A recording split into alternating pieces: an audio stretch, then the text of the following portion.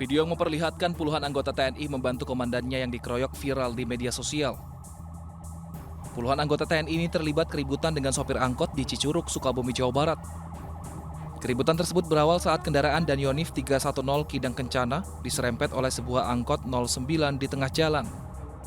Pada mulut terjadi antara anggota Yonif 310 dengan sopir angkut hingga terjadi perkelahian. Komandan batalion yang berusaha melerai perkelahian juga mendapat serangan dari sopir angkot lainnya. Tidak lama kemudian, 2 truk berisi puluhan anggota TNI tiba di lokasi dan memberikan bantuan kepada rekannya yang dikeroyok oleh para supir angkot. Akibat kejadian ini, 5 orang supir angkot yang terlibat pengeroyokan diamankan petugas. Tim Liputan iNews melaporkan.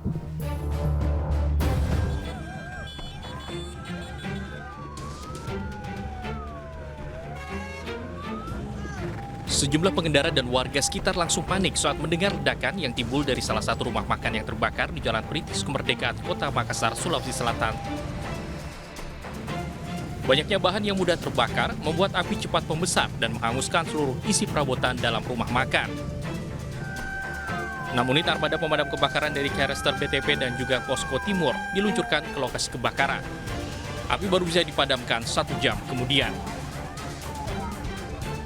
Menurut warga, api berasal dari tabung gas di tempat masak yang berada di bagian depan warung tiba-tiba mengeluarkan semburan api hingga membakar seisi warung. Waktu tadi kan habis putar dari sebelah sudah ada memang api yang keluar dari tabung gasnya itu. 2 kali menyemburkan itu api dari tabung gas langsung merambat ke atas ke kuseng-kuseng semua. Udah sampai 5 menit langsung semua kebakar ke atas. Tidak ada korban jiwa dalam peristiwa ini, namun seorang pekerja dilaporkan mengalami luka bakar ringan. Dari Makassar, Sulawesi Selatan, Julius Win, iNews melaporkan.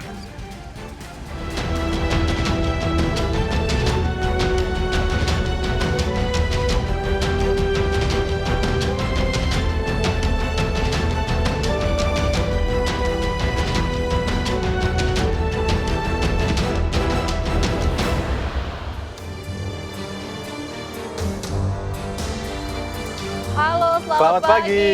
Selamat pagi, Aldi. Selamat pagi, Baby. Udah hari Rabu lagi ya, ini nggak berasa. Nggak berasa, 2 hari Udah lagi weekend. Friday. Nanti menuju weekend. Iya. Kita sapa dulu pemirsa. Selamat datang pemirsa di Lapor Polisi. Anda lapor, kami sampaikan. Sebuah program yang bertujuan menjadi wadah untuk aspirasi, keluhan, laporan, dan apresiasi kepada pihak kepolisian di seluruh Nusantara. Bersama saya, Bibi Kristami. Dan juga tentunya saya, Aldi Hawari. Selama 1 jam ke depan, kami juga akan membahas sejumlah topik hukum dan juga kriminal yang menjadi topik hangat pembicaraan masyarakat di sekitar kita. Dan tentunya di media sosial, kami juga membuka laporan pengaduan masyarakat yang bisa Anda akses kapanpun melalui sejumlah channel kami, yaitu di Instagram resmi kami di @laporpolisi_inews dan @official_inews_tv. Dan Anda juga bisa menghubungi kami melalui email laporpolisi.inews@gmail.com dan jangan lupa menggunakan hashtag #laporpolisi. Pemirsa, kita awali informasi pada pagi hari ini barusan bisa menjadi pengingat bagi warga untuk selalu berhati-hati. Selain di Makassar, ada belasan kios penjualan tiket bus di Terminal Induk Kota Bekasi ludes terbakar. Dan akibat peristiwa tersebut, ini kerugian diperkirakan mencapai ratusan juta rupiah.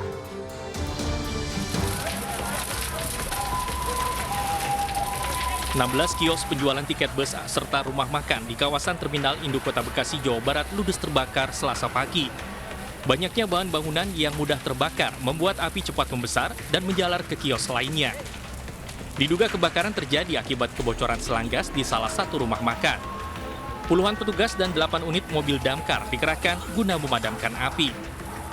Masih ada listrik ya, listrik masih nyala ya. Kita segera konfirmasi ke PLN ya untuk dimatikan ya. Keduanya ya mungkin sumber air. Akibat peristiwa ini, 1 orang pegawai rumah makan mengalami luka bakar, sementara itu kerugian diperkirakan mencapai ratusan juta rupiah. Dari Bekasi, Jawa Barat, Rahmat Hidayat, iNews melaporkan. Kita ke informasi selanjutnya, pemirsa. Ini juga kita harus berhati-hati jika melintas di jalur kereta. Di Kota Bandar Lampung, seorang siswi SMP tewas tertabrak kereta api di dekat perlintasan stasiun Labuhan Ratu. Korban yang masih menggunakan seragam sekolah ini meninggal dunia di lokasi kejadian.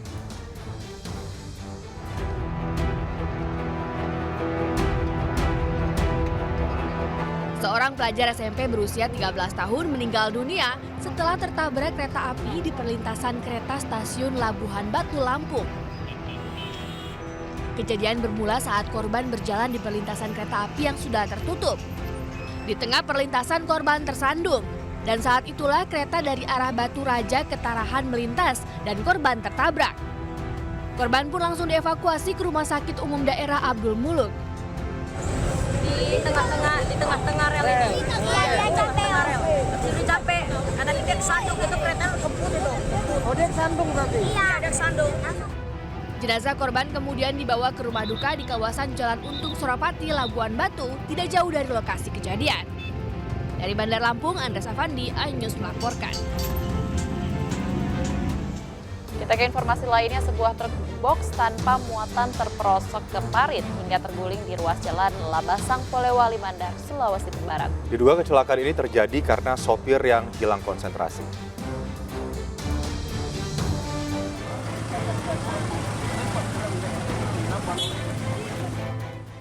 Truk box ini terperosok ke parit hingga terguling di ruas Jalan Labasang, Kecamatan Matakali, kilometer 40 Polewali Mandar, Sulawesi Barat.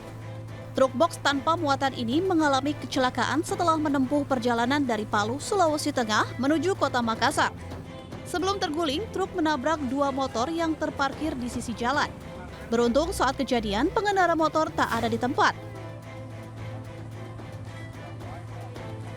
Sopir truk mengaku kehilangan konsentrasi saat mengemudikan kendaraannya. Tidak sadar, Mak. Hilang semua. Iya, langsung ke orang ingatan begitu. Sadar begitu.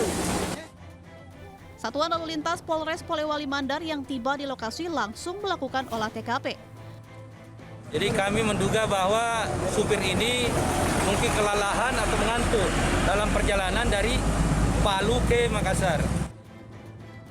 Tidak ada korban jiwa ataupun luka dalam kejadian ini, sedangkan sopir truk telah diamankan di kantor polisi. Dari Polewali Mandar, Sulawesi Barat, Huzair Zainal, iNews melaporkan. Nah, ini masih terkait kecelakaan lalu lintas. Diduga remblong, truk kontainer seruduk pengendara motor di Surabaya, Jawa Timur. Dan akibat peristiwa ini, balita berusia 7 bulan tewas, sementara ibunya terluka.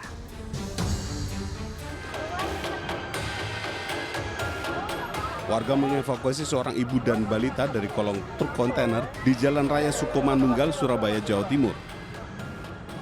Korban terseret truk sejauh 10 meter setelah diseruduk truk dari arah belakang.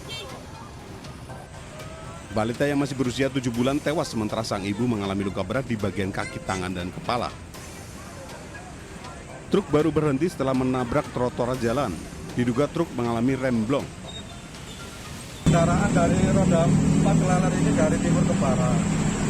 Terus oleh ke kiri mengenai pengendara roda 2, ibu dan anak. Untuk ibunya sama anak-anak, ibunya penanganan dari PMI. Ibunya dibawa masyarakat ke Mujirahayu, sampai Mujirahayu sudah tidak ada. Yang meninggal siapa itu? Anaknya ya? Anaknya korban ibu. Kira-kira usia berapa, Dan? Usianya 7 bulan. Menghindari amukan massa, sopir langsung diamankan di Polsek Sukomanunggal. Dari Surabaya, Jawa Timur, Nur Syafi'i, iNews melaporkan.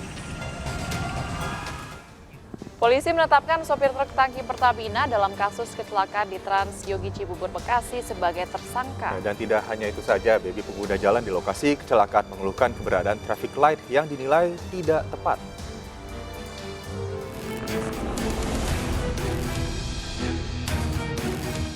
Setelah penyelidikan dan olah tempat kejadian perkara, Polda Metro Jaya menetapkan 1 tersangka dalam kasus kecelakaan maut yang menewaskan 10 orang. Tersangka itu adalah Supardi, sopir truk tangki Pertamina. Diduga rem truk tangki yang dikendarai Supardi tidak berfungsi saat melintas di kawasan Trans Yogi, Bekasi.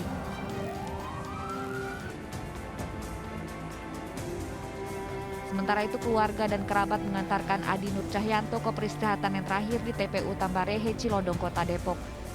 Adi Nur Cahyanto yang berprofesi sebagai pengemudi ojek daring ini 1 dari 10 korban tewas akibat ditabrak truk tangki Pertamina di Trans Yogi Cibubur, Bekasi.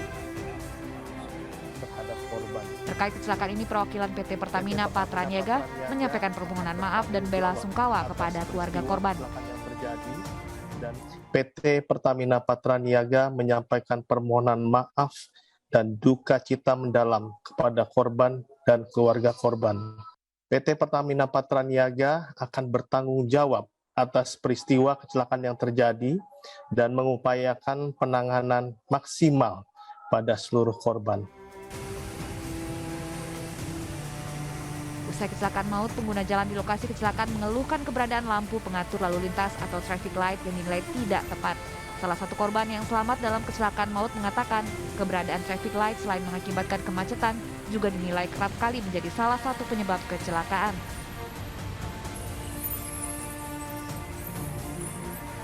Ada, dari sana kan turunan Pak, turunan terus ketemu lampu merah jik.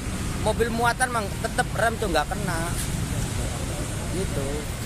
Lain mobil-mobil kecil, mobil-mobil kayak gini mah istilahnya aman. Kalaupun turun bisa kan kuat. Gitu.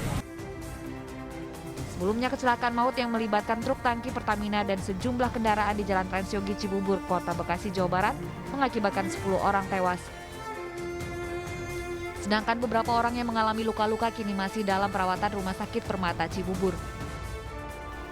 Dari Bekasi, Jawa Barat, Rahmat Hidayat, Tim Liputan iNews melaporkan. Polisi telah menggelar olah tempat kejadian perkara kecelakaan maut di Transyogi Cibubur, Bekasi, Jawa Barat ini untuk mengungkap kronologi kecelakaan yang menewaskan 10 orang. Olah TKP dilakukan pada hari Selasa kemarin, pukul 9 pagi, dengan melibatkan sejumlah unsur terkait.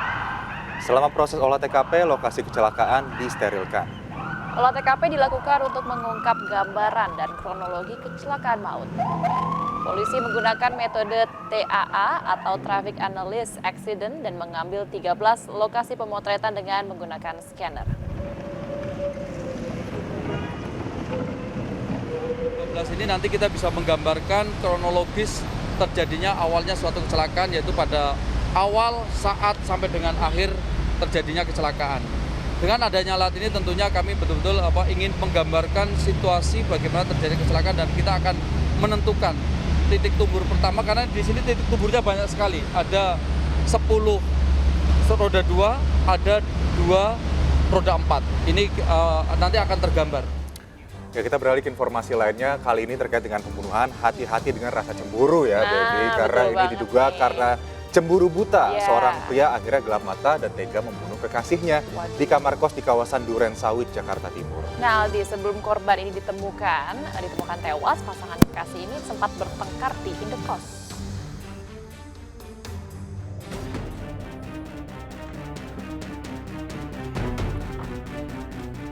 Pria berinisial IN harus berurusan dengan pihak kepolisian atas dugaan kasus pembunuhan seorang wanita. Pelaku yang bekerja sebagai petugas keamanan bank di Jakarta tega mengakhiri hidup kekasihnya dengan mencekik leher korban hingga tewas. Cemburu diduga yang melatar belakangi pelaku membunuh kekasihnya. Pelaku yang melihat pesan singkat di ponsel korban hingga menimbulkan kecemburuan. Keduanya sempat bertengkar di indekos korban di kawasan Duren Sawit, Jakarta Timur. Usai bertengkar, pelaku membunuh korban di dalam kamar indekos. Akibat perbuatannya, pelaku dijerat pasal 338 KUHP dengan ancaman hukuman maksimal 15 tahun penjara. Bersangkutan telah mengakui melakukan pembunuhan ini atau pasal 338 ini karena cemburu setelah melihat handphone dari korban. Ada dugaan-dugaan chattingan ataupun yang sifatnya selingkuh ataupun cemburu terhadap kekasih. Warga dikejutkan dengan tewasnya wanita muda di kamar indekos di kawasan Duren Sawit, Jakarta Timur. Pada leher korban ditemukan luka. Sebelum korban ditemukan tewas, penghuni indekos sekitar lokasi mendengar korban bertengkar dengan seorang pria yang diduga kekasihnya. Di dalam saya dengar berantem aja gitu. Ini suami istri atau bukan sih? Dia mah baru pacaran kayaknya deh. Iya. Terusnya? Ya cuman saya nggak dengar jelas karena saya di dalam udah pada posisi udah pada mau tidur. Jam berapa itu? Nah terus anak saya nangis minta makan, saya keluar dulu tuh, denger dia berantem. Udah saya masuk lagi karena kan emang nggak pernah. Jasad korban dibawa ke rumah sakit untuk diotopsi.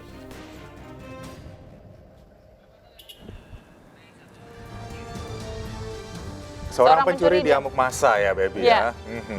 Ini di sebuah minimarket di Jalan Karya Jaya, Medan, Sumatera Utara. Informasinya usai jeda berikut, tetaplah bersama kami di Lapor Polisi. Anda lapor, kami sampaikan.